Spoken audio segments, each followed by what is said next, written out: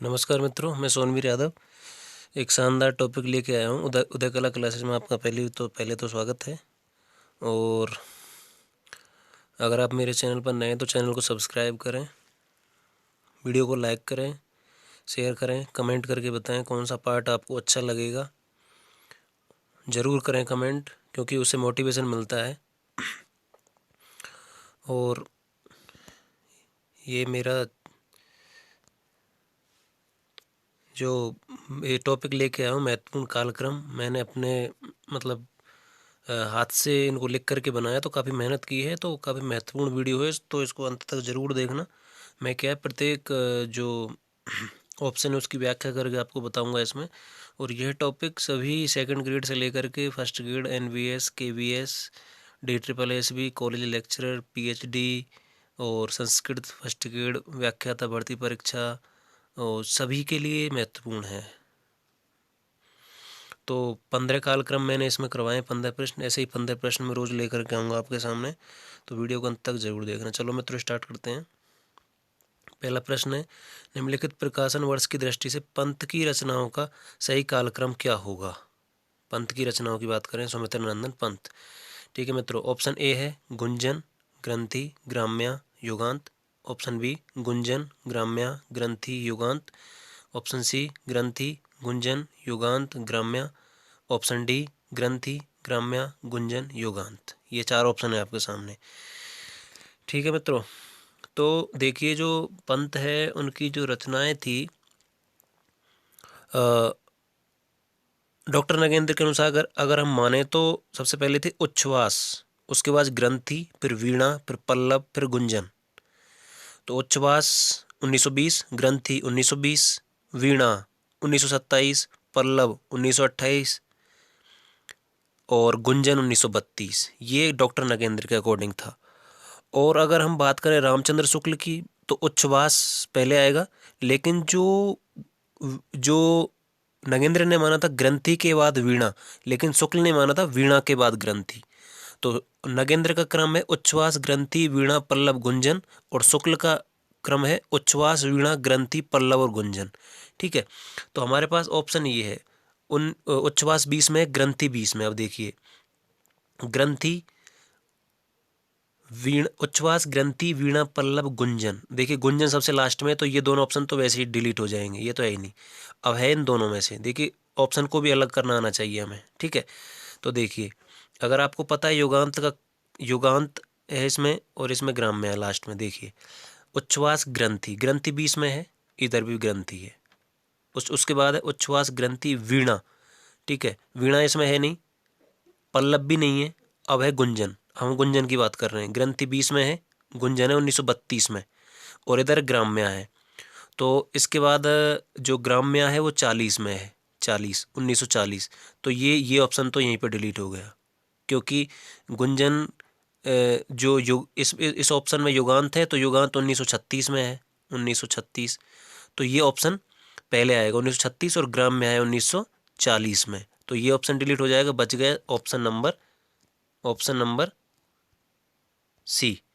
ठीक है, ग्रंथि 1920, गुंजन 1932, युगांत 1936 और ग्राम्य 1940। तो ये वाला क्रम आपका बिल्कुल फिट बैठेगा। और इसके बाद और भी आती हैं, जैसे युगांत के बाद युगवाणी आती है, फिर ग्राम्य आती है 1940। बाकी फिर बाद में चलता रहता है। अब देखिए, अगला प्रश्न है, महादेवी वर्मा के काव्य संग्रहों का सही क्रम क्या होगा। महादेवी वर्मा की बात हम करेंगे अब। तो महादेवी वर्मा है जो, उनकी अगर हम बात करते हैं तो उनका ऑप्शन दे रखा है यहाँ पर। क्या दे रखा है? निहार, पहला ऑप्शन है निहार, सॉरी नीरजा, निहार, सांदगी, दीपशिखा। ऑप्शन बी निहार, नीरजा, सांदगी, दीपशिखा। सी निहार, नीरजा, दीपशिखा, सांदगी। डी दीपशिखा, नीरजा, निहार, सांदगी। अब देखते हैं हम। देखिए, महादेवी की रचनाएं थी निहार, निहार। अब देखिए, निहार निहार सबसे पहली रचना थी, काव्य संग्रह सबसे पहला था। तो देखिए, निहार निहार इसमें है, तो ये डिलीट, ये डिलीट, हटाओ। अब इन दोनों में से देखते हैं अपन। ठीक है, तो पहला था निहार। ठीक है, पहला निहार था, फिर उसके बाद निहार रश्मि, निहार था सबसे पहला, उसके बाद रश्मि था, अब रश्मि इसमें है नहीं, ठीक है। उसके बाद है नीरजा, देखिए तो निहार इसमें, निहार इसमें, नीरजा इसमें, नीरजा इसमें, सेम सेम चल रहा है, देखो दो दो मिल गए। अब हम आगे चलते हैं, इधर सांध्य गीत है, इधर दीपशिखा है।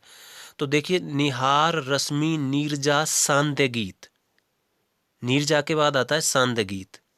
तो देखिए इसमें सांध्य गीत आ रहा है, इसमें दीपशिखा आ रहा है, ठीक है। तो दीपशिखा है वो सांध्य गीत के बाद यामा है, फिर दीपशिखा है, तो ये ऑप्शन हो जाएगा डिलीट, क्योंकि सांध्य गीत पहले आएगा, दीपशिखा बाद में आएगा, तो ये सी ऑप्शन हट जाएगा। अब बच गया हमारे पास कौन सा, बच गया हमारे पास ये वाला, सॉरी हमारे पास आ गया ये, ठीक है। देखिए निहार, निहार है 1930, निहार के बाद रश्मि नहीं है, वो 1932 में। नीरजा है अपना 1934 में, ठीक है। सांध्य गीत है अपना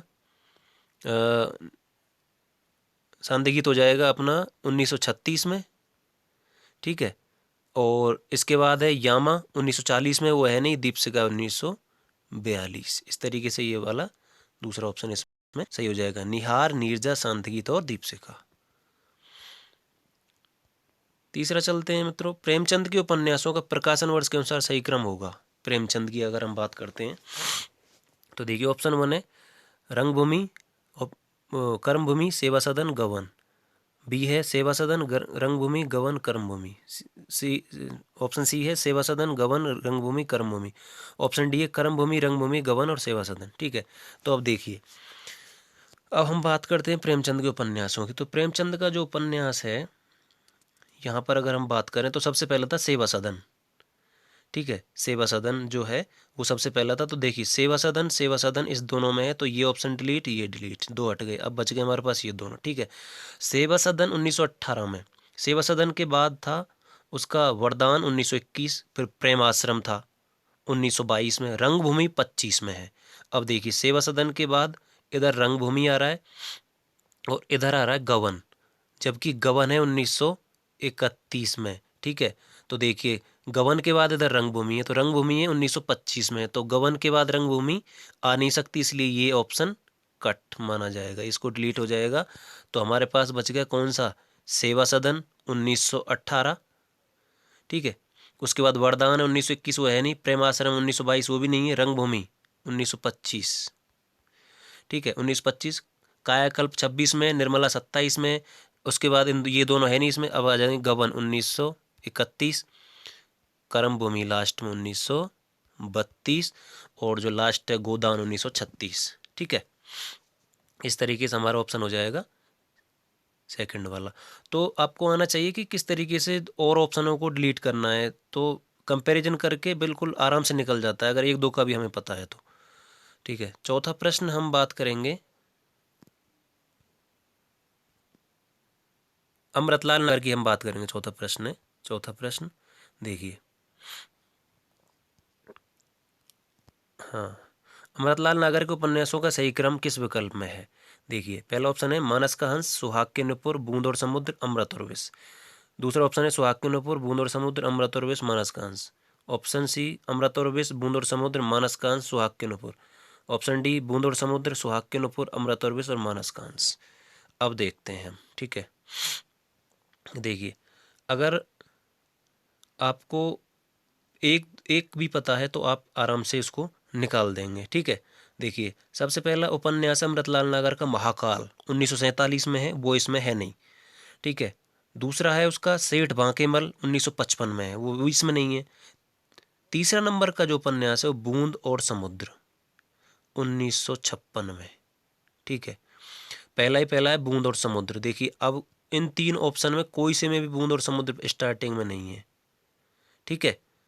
और बूंद और समुद्र 1956, इसके बाद आता है सुहाग के नुपुर, ठीक है। सुहाग के नुपुर है 1960 में, सुहाग के नुपुर, ठीक है। तीसरा है सुहाग के नुपुर के बाद अमृत और विष 1966 में है।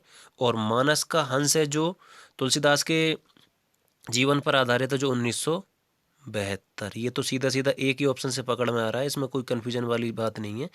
तो बूंद और समुद्र, सुहाग के नुपुर, अमृत और विष और मानस का हंस। बूंद और समुद्र 1956, सुहाग के नूपुर 1960, अमृत और विष 1966 और मानसकंस 1972। अगले प्रश्न पर चलते हैं मित्रों। अज्ञे की हम बात करेंगे। देखिए, प्रकाशन वर्ष के अनुसार अज्ञे की काव्य कृतियों का किस विकल्प में सही है। देखिए, पहला ऑप्शन है इत्तलम, हरिघास पर क्षणभर, बाबरा हेरी, आंगन के पार द्वार। दूसरा है आंगन के पार द्वार, इत्तलम, हरिघास पर क्षणभर, बाबरा हेरी। तीसरा है हरिघास पर क्षणभर, इत्तलम, बाबरा हेरी, आंगन के पार द्वार। चौथा है बाबरा हेरी, हरिघास पर क्षणभर, आंगन के पार द्वार, इत्तलम। अब देखो मित्रों, देखिए, जो अज्ञे थे उनके 3 काव्य संग्रह सबसे पहले आए थे, भग्नदूत, चिंता और इत्तलम। ठीक है, तो देखिए, भग्नदूत 1933 में था, चिंता 1942 में था और इत्तलम जो इत्तलम है वो 1946 में था। ठीक है, उन 3 जो पहले संग्रह थे उनमें से एक है इत्तलम। अब देखिए, इत्तलम 1946 में है तो इत्तलम और किसी ऑप्शन में नहीं है, तो देखिए कन्फ्यूजन वाली स्थिति नहीं है, तो हम यहीं से पकड़ जाएंगे इसको, इत्तलम से ही। ठीक है, इत्तलम जो था 1946 में आया था। उसके बाद हरिघास पर क्षणभर, हरिघास पर क्षणभर 1949 ईस्वी में प्रकाशित हुआ था, हरिघास पर क्षणभर। बाबरा अहेरी उसके बाद तीसरा जो है हरिघास पर क्षण 1949। बाबरा अहेरी की अगर हम बात करें तो 1954 की हम बात करते हैं, बाबरा अहेरी प्रकाशित हुआ था 1954 में। ठीक है, और इसके बाद इंद्रधनुष रोंदे हुए 1957 में आया था। ठीक है, उसके बाद जो आंगन के पार द्वार है, आंगन के पार द्वार वो है 1961 में। साहित्य अकादमी पुरस्कार भी इस पर दिया गया था 1964 में। ठीक है, ये 3 भागों में था, आंगन के पार द्वार, अंत्य सलिला, चक्रांत शिला और असाध्य वीणा। जो कविता है वो इसी में ही है। ठीक है, जो प्रियंबद और केस कमली की जो आती है वो इसी में ही है। तो हमारा क्रम हो जाएगा इत्तलम 1946, हरिघास पर क्षणभर 1949, बाबरा अहिरी 1954 और आंगन के पार द्वार 1961। ठीक है, अब हम बात करते हैं दिनकर की बात करते हैं मित्रों। रामधारी सिंह दिनकर के काव्य कृतियों का सही क्रम किस विकल्प में है। देखिए, पहला है उर्वशी, दूसरा रश्मिरथी, तीसरा कुरुक्षेत्र, चौथा रसवंती। ये है कुरुक्षेत्र, रसवंती, रश्मिरथी, उर्वशी। तीसरा है रसवंती, कुरुक्षेत्र, रश्मिरथी, उर्वशी। चौथा है रश्मिरथी, कुरुक्षेत्र, रसवंती, उर्वशी। अब देखिए, अब जो रामधारी सिंह दिनकर है उनकी काव्य कृतियों में पहला आता है रेणुका 1935 में। ठीक है, वो इसमें नहीं है। दूसरा आता है हुंकार 1938। ठीक है, वो भी नहीं है इसमें। इसके बाद हम बात करते हैं द्वंद्व गीत की। द्वंद्व गीत इसमें नहीं है। अब आ जाइए रसवंती। द्वंद्व गीत भी 40 में है, रसवंती 40। अब देखिए, रसवंती है तीसरे ऑप्शन पे, रसवंती 1940, 1940। अब देखिए, रसवंती और कहीं नहीं है। ठीक है, कुरुक्षेत्र है, इसमें रश्मिरथी है। ठीक है, क्योंकि कुरुक्षेत्र 1946 में है। रश्मिरथी है आपका, रश्मिरथी है, रश्मिरथी का जो डेट है 1952 है। ठीक है, और जो उर्वशी है उसका 1961 है। तो ये ऑप्शन तो कोई कन्फ्यूजन वाली स्थिति नहीं है। तो यही ऑप्शन हो जाएगा, रसवंती 1940, कुरुक्षेत्र 1946, रश्मिरथी कर्ण के जीवन पर है जो 1952 और उर्वशी 1961। ठीक है, आगे चलते हैं। 7वां पॉइंट है, 7वां प्रश्न है। 7वां प्रश्न है आपका, निम्नलिखित उपन्यासों का प्रकाशन वर्ष की दृष्टि से सही अनुक्रम क्या होगा। प्रकाशन वर्ष की दृष्टि से निम्न उपन्यासों का सही क्रम क्या होगा। तो इसकी अगर हम बात करें तो पहला ऑप्शन दे रखा है मानस का हंस, टेराकोटा, भूले बिसरे चित्र और गर्म राख। ठीक है, दूसरा ऑप्शन है भूले बिसरे चित्र, गर्म राग, मानस का हंस, टेराकोटा। तीसरा है गर्म राग, भूले बिसरे चित्र, टेराकोटा, मानस का हंस। चौथा है टेराकोटा, गर्म राग, मानस का हंस, भूले बिसरे चित्र। अब देखिए, पहली बात तो हमको पता होना चाहिए किस किस के उपन्यास। देखिए, मानस का हंस अमृतलाल नागर का है 1972 में। टेराकोटा है जो आपका, टेराकोटा है लक्ष्मीकांत वर्मा का। भूले बिसरे चित्र है आपका भगवती चरण वर्मा का। और गर्म राख है आपका उपेंद्र नाथ अस्क का। ठीक है मित्रों, तो अब देखिए, हमको ये पता होना चाहिए इनका इनका डेट, प्रकाशन वर्ष क्या है। तो देखिए, सबसे पहले हम बात करते हैं जो गर्म राख है जो उपेंद्र नाथ अस्क का है, उपेंद्र नाथ अस्क का गर्म राख 1957 ईस्वी में। ठीक है। उसके बाद है भूले बिसरे चित्र, भूले बिसरे चित्र है 1959 में। ठीक है। टेराकोटा है आपका 1972 में, टेराकोटा लक्ष्मीकांत वर्मा का है। और मानस कांस भी 1972, अमृतलाल नागर। तो ये क्रम हो जाएगा आपका गर्म राख, भूले बिसरे चित्र, टेराकोटा और मानस कांस। गर्म राख उपेंद्रनाथ अस्क 1957, भूले बिसरे चित्र भगवती चरण वर्मा 1959, टेराकोटा 1972 लक्ष्मीकांत वर्मा, मानस कांस 1972 अमृतलाल नागर। आगे बात करते हैं। प्रकाशन वर्ष की दृष्टि संस्मरण कृतियों का सही अनुक्रम होगा। संस्मरण जो है ऑप्शन है स्मृतिकर्ण, लीक अलीक, वन तुलसी की गंध, हमसमत। दूसरा है हमसमत, स्मृतिकर्ण, लीक अलीक, वन तुलसी की गंध। वन तुलसी की गंध, लीक अलीक, स्मृतिकरण, हमसमत। स्मृतिकरण, हमसमत, लीक अलीक, वन तुलसी की गंध। अब देखिए इसमें स्मृतिकर्ण, अब हमको ये पता होना चाहिए किस किस के। स्मृतिकर्ण है आपका सेठ गोविंददास का। ठीक है। हम हसमत है कृष्णा सोबती का। लीक अलीक, ये लीक अलीक है भारत भूषण अग्रवाल का है। ठीक है। और वन तुलसी की गंध है आपका रेणु का, ये रेणु का है। ये सोबती का है, सोबती कृष्णा सोबती।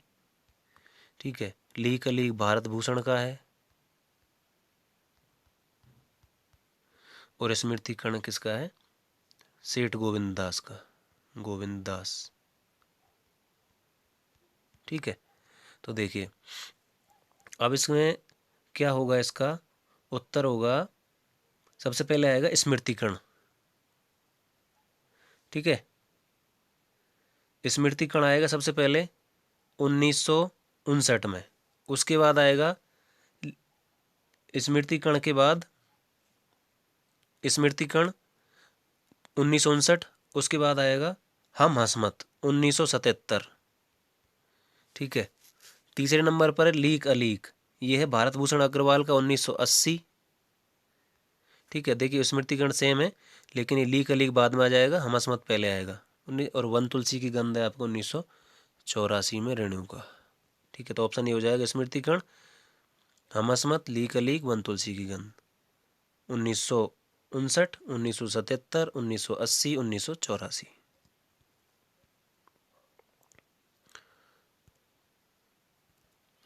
देखिए नवा प्रश्न है जन्मकाल के अनुसार रचनाकारों का सही अनुक्रम क्या होगा? जायसी, तुलसी, रहीम, सूरदास, सूरदास, जायसी, तुलसी, रहीम, सूरदास, तुलसी, जायसी, रहीम, जायसी, सूरदास, तुलसी, रहीम। अब देखिए ये तो बहुत आसान है। इसका जो है सबसे पहला देखिए, सबसे पहले सूरदास की हम बात करेंगे। 1478 में उसका जन्म हुआ था। ठीक है। तो सूरदास पहले नहीं है, ये ऑप्शन तो वैसे ही अलग हो गए क्योंकि वो बाद में है, जायसी 1492 में। ठीक है। तो सूरदास का जन्म हुआ था 1478। ठीक है। सूरदास सूरदास इसमें। अब देखिए जायसी 1492 है, तुलसी है 1532, तो ये ऑप्शन भी अलग हो गया। ऑप्शन होगा हमारा बी, सूरदास 78, जायसी 1492, तुलसी 1532 और रहीम की अगर हम बात करें तो 1556। ठीक है। तो ऑप्शन हो जाएगा सूरदास 78, 1400, 1492, 1532, 1556। अगला प्रश्न की हम बात करते हैं। जन्मकाल के अनुसार निम्नलिखित रचनाकारों का सही अनुक्रम क्या होगा? घनानंद, बिहारी, केशव, मतीराम, केशवदास, मतीराम, घनानंद, बिहारी, बिहारी, केशवदास, घनानंद, मतीराम, केशवदास, बिहारी, मतीराम, घनानंद। अब देखिए सबसे पहले हम बात करते हैं। देखिए सबसे पहले इसमें है केशवदास। केशवदास का जन्म कब हुआ था? 1555 में, ये आपको पता होगा। तो केशवदास, केशवदास इसमें है, तो ये ऑप्शन तो वैसे ही अलग हो गए दो। ठीक है। तो केशवदास 1555। ठीक है। केशवदास इसमें इसमें। अब देखिए बिहारी और मतीराम। अब देखिए बिहारी का जन्म 1595 में हुआ था और मतीराम का हुआ था 1604 में। ठीक है। तो कौन सा पहले आएगा? बिहारी वाला। तो ये ऑप्शन भी अलग हो गया। तो बच गया हमारे पास लास्ट वाला, केशवदास 1555, बिहारी 95, मतीराम 1604, बिहारी 1595। केशवदास 1555 और घनानंद 1689। तो ये ऑप्शन हमारा सही हो जाएगा।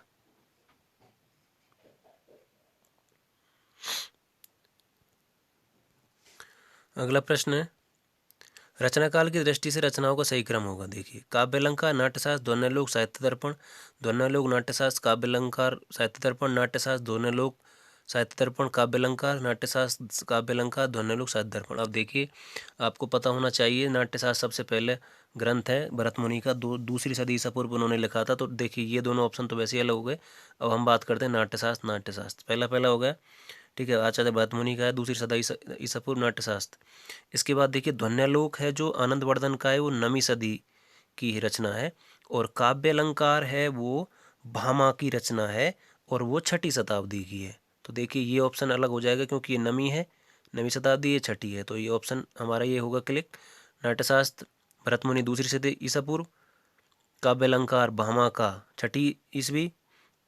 इसके बाद ध्वन्यालोक 9वीं शताब्दी में हो जाएगा आपका आनंदवर्धन का, और साहित्य दर्पण हो जाएगा आपका विश्वनाथ का 14वीं शताब्दी में। ठीक है, तो ये भरत मुनि, भामा, आनंदवर्धन और विश्वनाथ, दूसरी सदी से पूर्व, 6ठी सदी, 9वीं और 14वीं।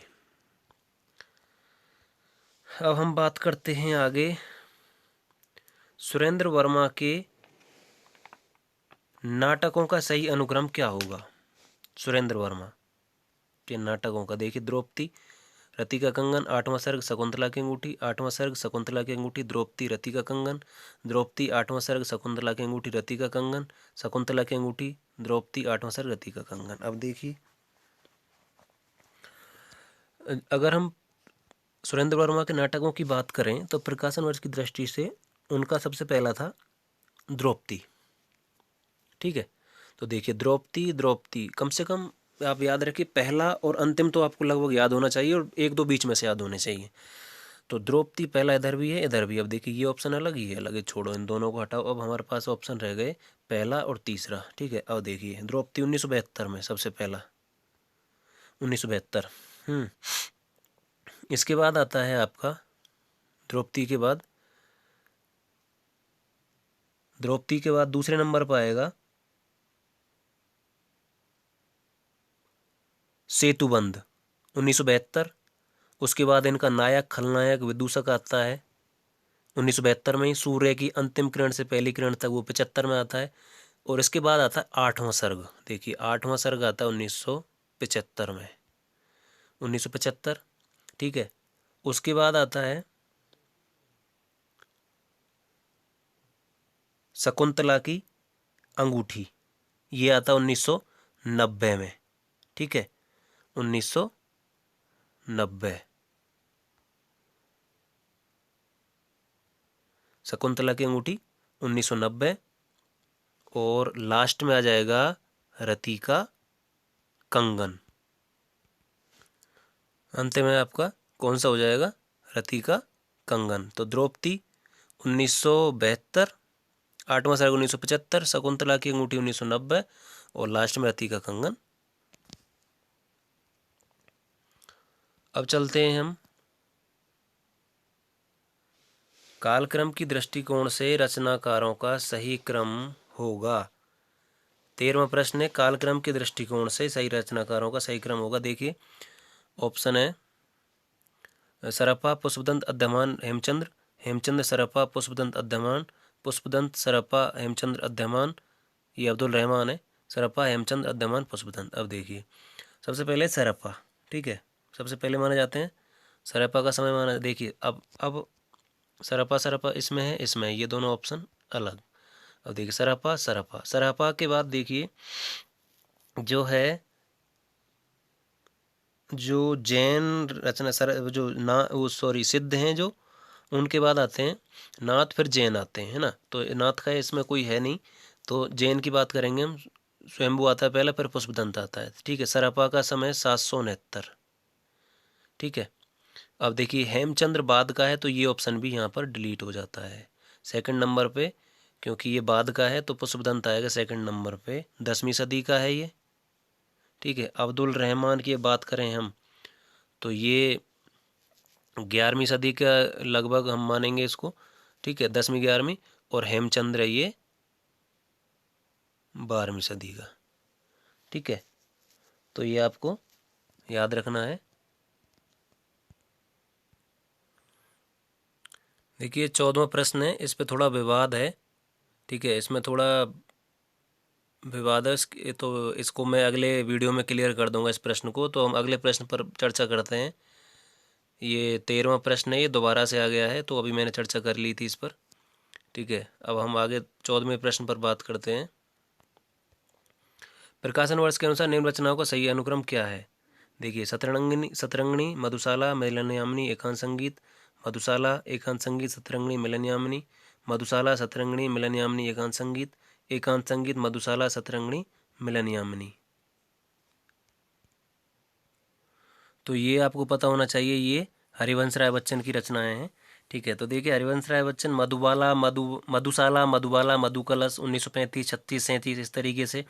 उसके बाद मधु कलश के बाद आई थी उनकी निशा निमंत्रण, ठीक है, 1938, वो इसमें है नहीं, ठीक है। निशा निमंत्रण के बाद उनकी आई थी एकांत संगीत, ठीक है। तो देखिए, एकांत संगीत हमारे पास यहाँ पर है, और मधुशाला यहाँ पर है। देखिए, ये है मधुशाला, मधुबाला और मधुकलश। तो मधुशाला 1935, ठीक है, मधुशाला इसमें भी। अब देखिए, ये ऑप्शन ये अलग हो गई, ये तो हटाओ इनको। अब बच गया हमारे पास कौन सा, दूसरा और तीसरा। अब देखिए, मधुशाला मधुशाला, ठीक है। मधुशाला के बाद मधुबाला मधुकलश, वो दोनों नहीं है इसमें।